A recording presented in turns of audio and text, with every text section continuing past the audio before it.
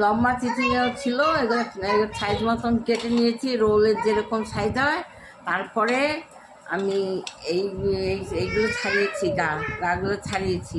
ছাড়াবার পরে এবার ডাটা দিয়ে ভিতরের দানাগুলো এবার বের করে দিলাম ডালের কাঁটা দিয়ে।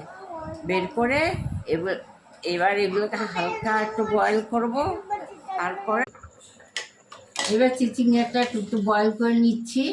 এটা একটু নরম হলে এটা নামিয়ে তারপরে গ্রেভিটা করবো। সিদ্ধ হয়ে গেছে, এবার এটাকে নামিয়ে দিচ্ছি।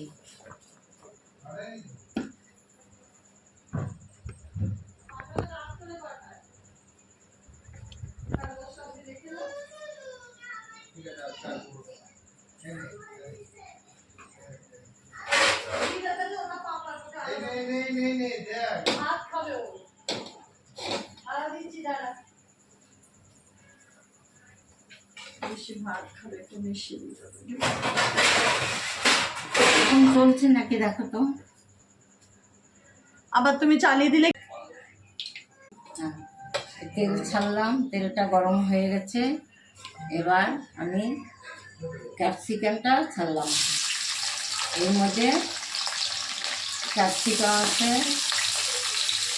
টমেটো আছে, আদা আছে। ক্যাপসিকাম, টমেটো, আদা দিয়ে দিলাম।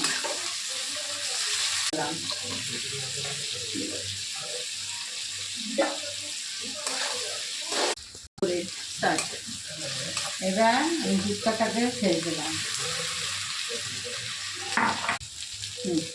এবার একটু নুন দেবো আন্দাজ মতন, এই 2 চামচ মতন নুন দিলাম।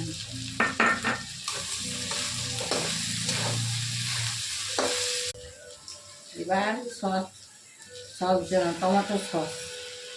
তারপরে দেবো সস দিলাম।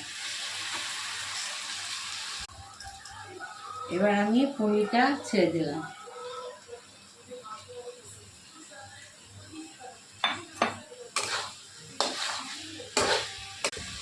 এবার হয়ে গেছে, এবার আমি নামিয়ে দিচ্ছি।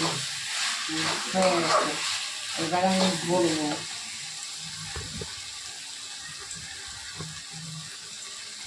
এই যে চিচিঙ্গা চামচ দিয়ে আমি এবার করবো।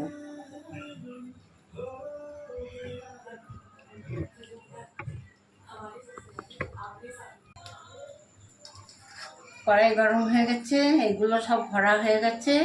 এবার এক এক করে আমি